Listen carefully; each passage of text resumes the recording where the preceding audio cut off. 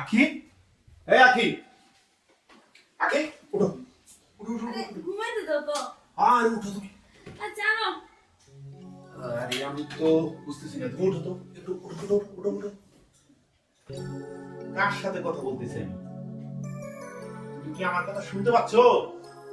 বলো কি বেশ কানের উপরে জ্ঞান জ্ঞান করো না তো, ঘুমাইতে দাও। আমি যে একজন পুরুষ মানুষ, আমি তোমাকে বিয়ে করছি, এটা কি তুমি জানো? হ্যাঁ, আমি রাতে তোমার কাছে গেলে সময় পাই না। উঠো, তুমি উঠো তো, উফ, উঠো, উঠো। কি শুরু করলে? শোনা, শোনা, শোনা, আমার কথাগুলো তুমি মনোযোগ দিয়ে শোনো। আমি কিন্তু তোমাকে বিয়ে করছি কেবলমাত্র আমার মায়ের কথায়, বুঝতে পারছো? আমি রাতে বিচারে আসলে আমি থাকি একদিকে, তুমি থাকো আরেক দিকে। আমি পুরুষ মানুষ, আমার যে একটা চাহিদা আছে সেটা কিন্তু বুঝো। হ্যাঁ, একটু ঘুমাই। কি ঘুমাবো তুমি? তুমি আগে আমার কথা জবাব দিবে, তারপর ঘুমাবা। আগে ঘুমাই, পরে আমি যাবো। সারাদিন শেষে বাসায় ফিরছি, ওই তুমি আমাকে একটু শরবত বানিয়ে দিবা, তা না তুমি ঘুমাচ্ছ, তোমাকে আমি ডেকে তুলতেছি, তুমি আবার শুয়ে পড়তেছো। এই যে, শালা কি শুরু করলা তুমি এগুলা? আমি কি শুরু করছি? তুমি আমার কথা জবাব দাও। কি বলবে বলো? তুমি আমাকে সময় কেন দিচ্ছ না? তুমি আমাকে যে এড়িয়ে যাচ্ছ, সেটা কি বুঝতে পারতেছো? এই দেখো তুমি আমার সাথে এমন করতেছো কেন? আমি ছোট মানুষ দেখেই তো বিয়ে করছি নাকি? আমি আমার বাপের বাড়িতে যখন ছিলাম তখন মনে করো যে 10টা 11টা পর্যন্ত ঘুমাইতাম, উঠতাম, মা নাস্তা দিত, খাইতাম, আবার বন্ধুদের সাথে খেলতে যাইতাম।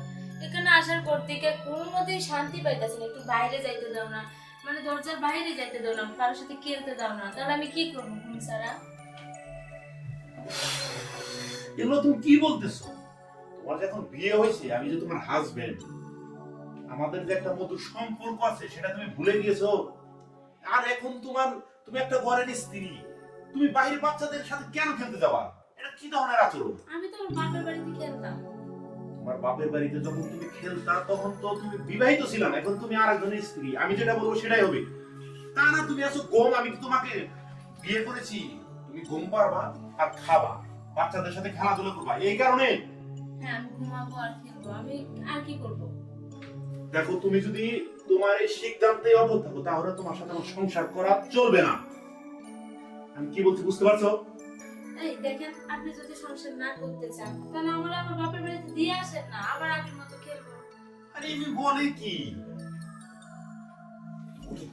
আমি তোমাকে তোমার বাবার বাড়ি রেখে আসবো, চলো আসো। আমি তোমাকে তোমার বাবার বাড়ি রেখে আসতেছি, যাও। কি হইছে? তোমার বৌমাকে জিজ্ঞাসা করো কি হয়েছে। বৌমা, কি হইছে? মা, আমি একটু ঘুমাইতেছিলাম, ও যে আমাকে আমার সাথে ঝামেলা শুরু করে দিল। শুনছো, সারাদিন অফিস শেষ করে বাড়িতে আসছি আমি, আমি বলে ওর সাথে ঝামেলা করতেছি। দেখ বাবা, তুই আজ তো প্রতিদিন এরকম অশান্তি করো, আমার কি ভালো লাগে এগুলো দেখতে কো? এগুলো আমারও ভালো লাগে না মা। তুমি আমাকে বিয়ে করতে বলছো বিদায় আমি বিয়ে করছি, কিন্তু বিয়ে করলে একটা মেয়ে যে একটা ঘরের বউ হয় সেই সেন্সটুকু ওর মাথায় নাই। আরে যে বৌমা, দেখো তোর এখন বিয়ে হয়েছে, তুমি এখন ছোট নাই, ঠিক আছে? স্বামীর মন জোগায় চলবা, তাই না? সারাদিন খালি ঘুম আর ঘুম। তোমার ঘুম কবে শেষ হবে কত? মা, আমি বাপের বাড়িতে তো ওইভাবে ঘুমাইতাম, 10টা 11টা বাজে ঘুম থেকে উঠে খেলতে যেতাম, আমার খেলতেও দেয় না। কিন্তু এটা বাপের বাড়ি না, এটা শ্বশুর বাড়ি। আর খেলাধুলা বাদ দিয়ে সংসারের মনোযোগ হয়। মা দেখেন, আমি তো সংসার ঠিক মতোই করি, ওরে ও যে শুইতে গেলে প্যান্ট সাইডা দেয়, ওর শার্ট প্যান্ট ওইগুলো ধুইয়া দেয়, সবই তো করি, তাহলে আর কিভাবে করবো সংসার?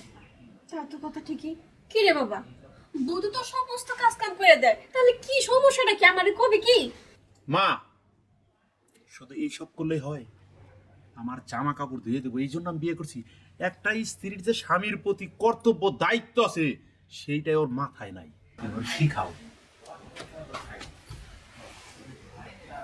তুমি কি কত, হ্যাঁ? তোমার কথা বোঝাবো, তুমি কিছু বুঝো না? চলো মা,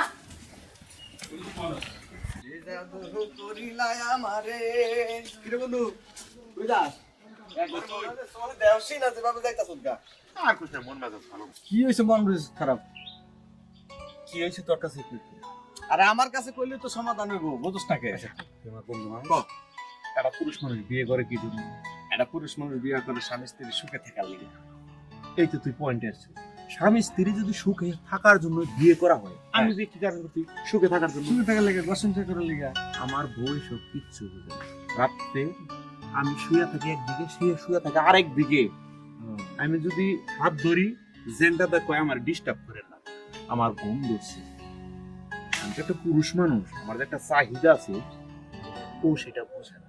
আমি এই কারণে চিন্তা করছি একটা বিয়ে করুন। দোস্ত, তুমি আমার ভালো একটা মায়ের করতে বিয়ে করে। আরে এটা তুই কি করিস? তোর বয়স কম তাই না? হ্যাঁ, এখনো পোলা হয় না বয়স। বল পাগল, তুই তো সুখী। তোর মতো সুখী এই গ্রামে 100 জনের ভিতরে একজন আছে কিনা কেমন? তোর মাথা কি ঠিক আছে? আমি যদি সুখেই থাকি তাইলে আমি বোন নামে তোর নালিশ দিব কে? আরে আমার কথা বুঝ, তুই একটা বাচ্চিন মেয়ে পাইছিস, সলিড মেয়ে পাইছিস।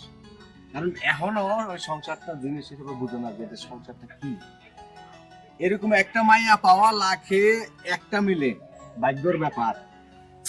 সবার কপালে এরকম বউ মিলে না। বয়স কম তো, ছোট মানুষ, ও যা চায় তুই তাকে। আর এই যে মনে করতো তো ছুটি দিবে, ছুটি হইব তখন মনে করতো গরুলে একটু দূরে দেখতে যান, যেটা যেটা খাবার চা খাইবার দিবি, তখন দেখবি একলাই মন ভেঙে যায়।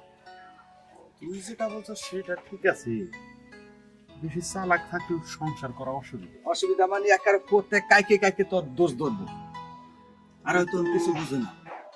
বুঝতে পারছি, ভাবছিলাম একটু বাজারে যাবো। বিয়া শাদি করিস না, চল, এটা মাথা তো নামাইলা। আচ্ছা দোস্ত, তুই আমার ভালো একটা পরামর্শ দিছস। আমি চেষ্টা করুন প্রত্যেক শুক্রবার কিংবা ছুটির দিন পরে নিয়ে আমার একটু সময় দেওয়ার জন্য। তুই কই যাইতেছিস? চা খাইতে তা তো বাজারে এইদিকে, তুই এদিকে যাস না। এদিকে যাইতেছে, খুব বেশি ভালো লাগে। কত ছবি জানো তুই এইদিকে চা খাস। আমার নামে 10 কাপ চা খাস। তোর নামে 10 কাপ চা খাবো? হ্যাঁ, তুই চা খাস ঠিক আছে, দিলাম, ঠিক আছে। ঠিক আছে? ওকে ওকে ওকে। আমি আর ওদিকে যাম না, আমি চা খাবার দাম দিলাম, হাত গেলাম। একটা ভার্জিন মেয়ে পাইছে গো, ওর কপালটা কি ভালো। আমরা সালার পাইছে একবারে।